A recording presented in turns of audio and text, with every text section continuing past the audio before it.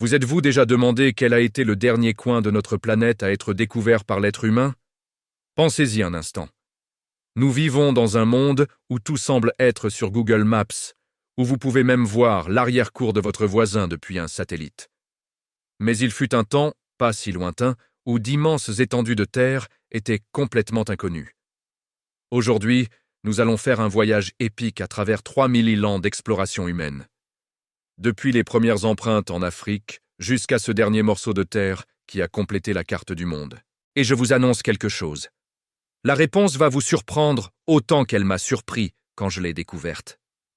L'Afrique, le berceau de l'humanité. Imaginez le monde il y a 3000 ans. Il n'y a pas de ville, pas de route, pas de frontières. Seulement la nature sauvage et un groupe de primates bipèdes qui sont sur le point de changer le destin de la planète pour toujours.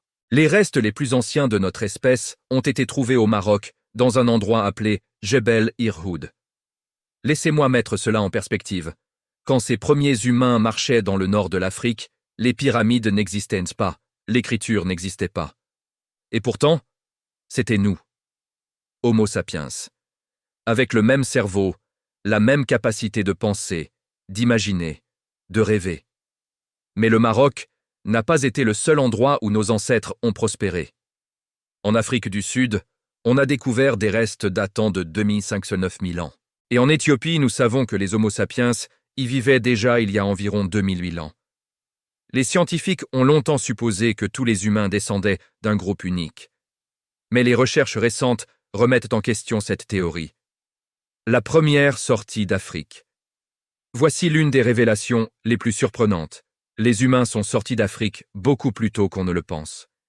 Il y a 2000 ans, nos ancêtres avaient déjà quitté le continent africain. Des restes ont été trouvés dans une grotte du sud de la Grèce.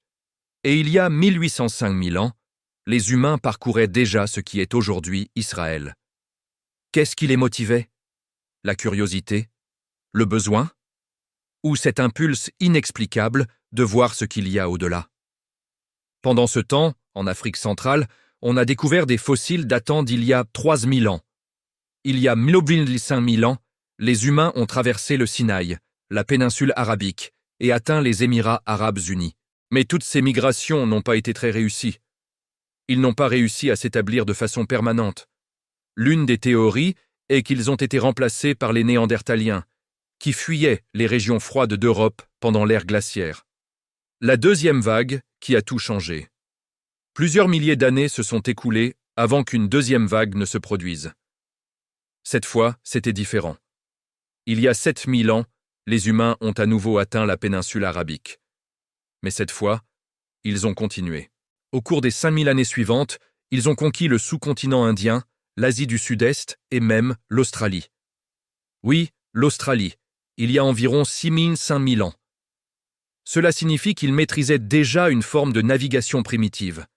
En arrivant en Australie, les Homo sapiens ont étendu leur habitat pour la première fois au-delà de la portée de l'Homo erectus. Nos ancêtres ne survivaient pas seulement. Ils prospéraient, ils exploraient, ils repoussaient les limites du possible.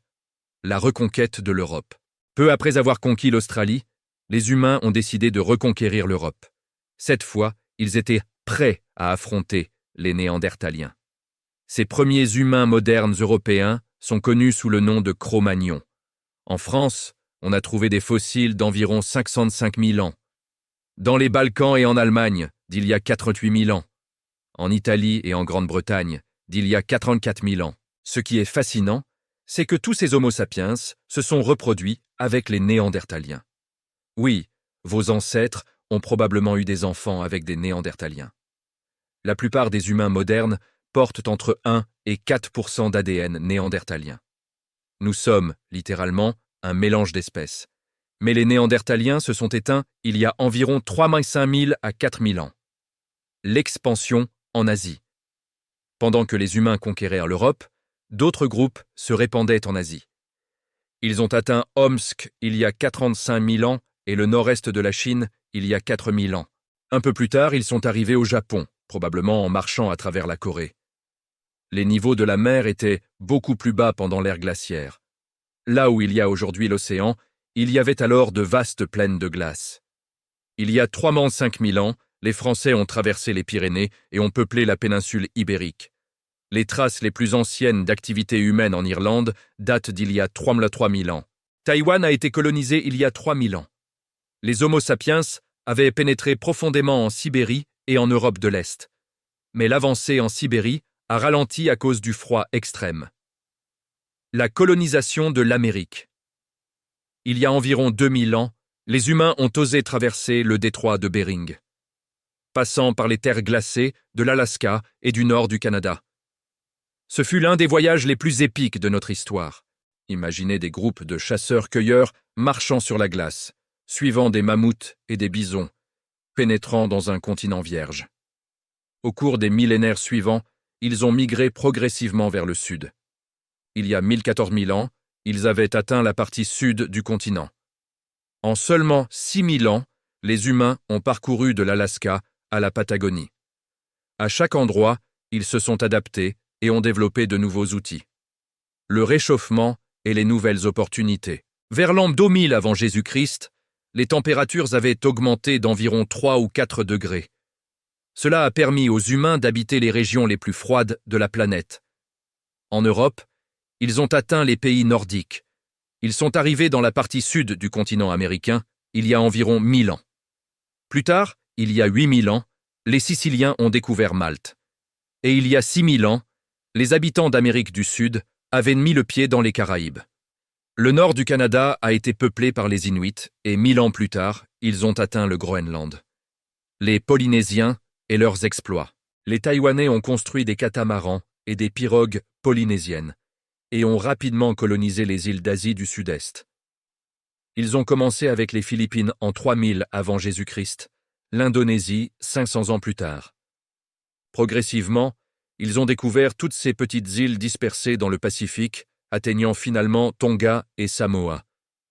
Les îles Canaries ont été découvertes par des tribus berbères des montagnes de l'Atlas, et maintenant vient l'un des voyages les plus audacieux.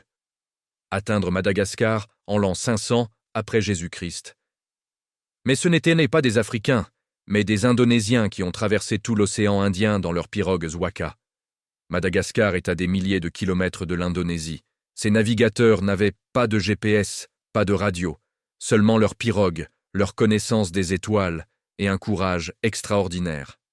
Les Vikings et l'Atlantique Nord. Un peu plus tard, ces habitants de Madagascar ont découvert les Comores.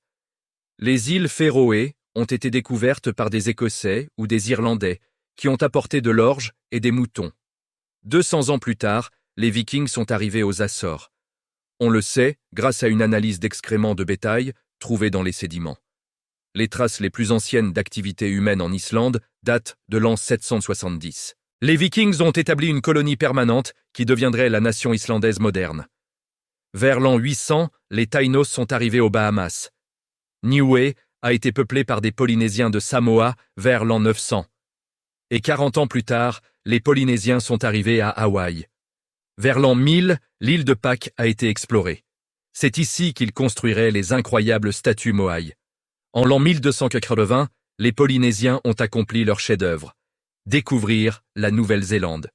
Ils avaient colonisé des milliers d'îles dispersées dans tout le Pacifique. L'ère des grandes découvertes européennes.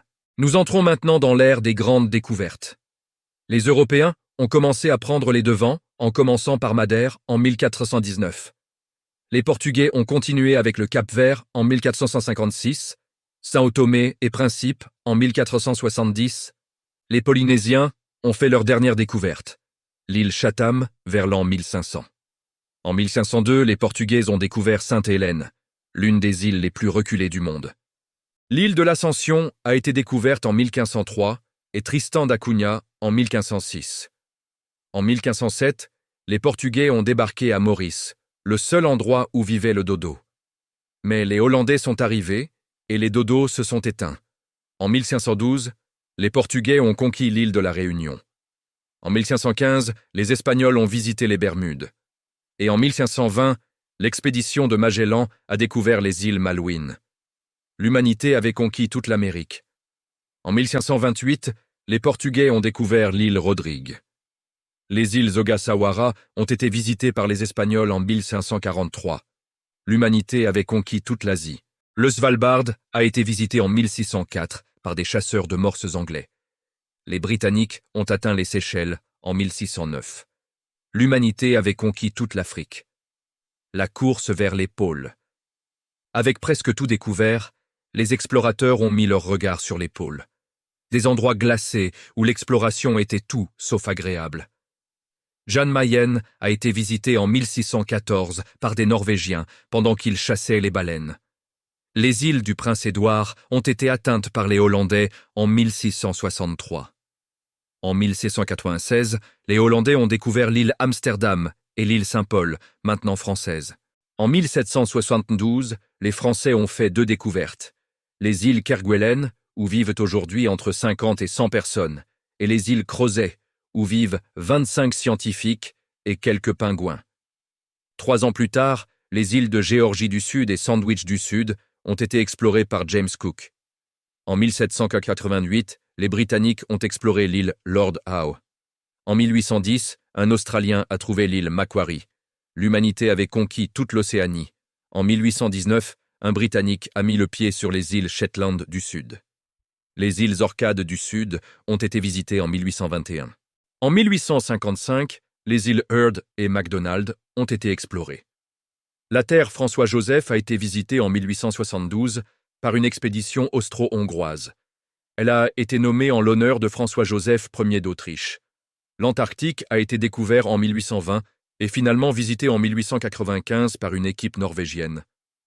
Le dernier grand territoire, Severnaya Zemlya. Et maintenant, nous arrivons au moment tant attendu. Le dernier grand territoire découvert sur notre planète. En 1913, une expédition russe dirigée par Boris Vilkitsky, à bord des brise-glaces Taimyr et Vaïgatch, a découvert un archipel complètement inconnu. C'était Severnaya Zemlya, ce qui signifie Terre du Nord en russe.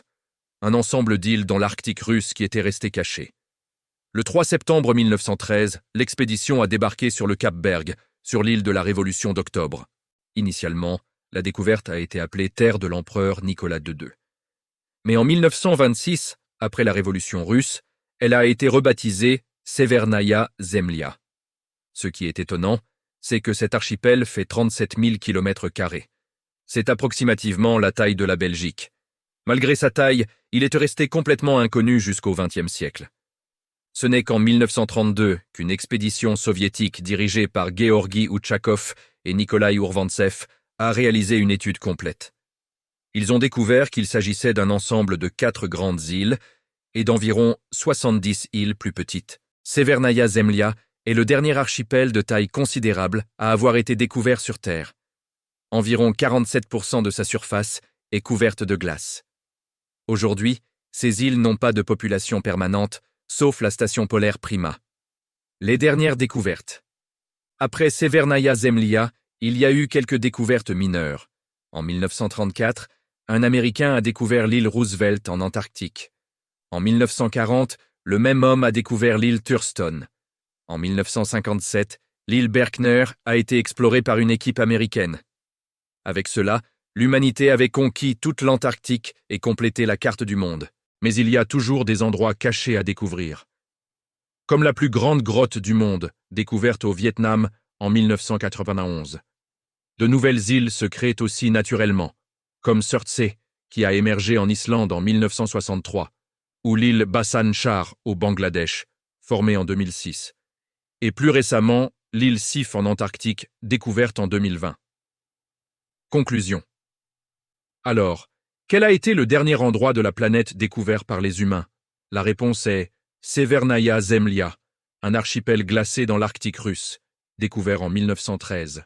Il est fascinant de penser qu'il y a à peine un siècle, il restait encore des territoires de la taille de la Belgique, complètement inconnus de l'humanité.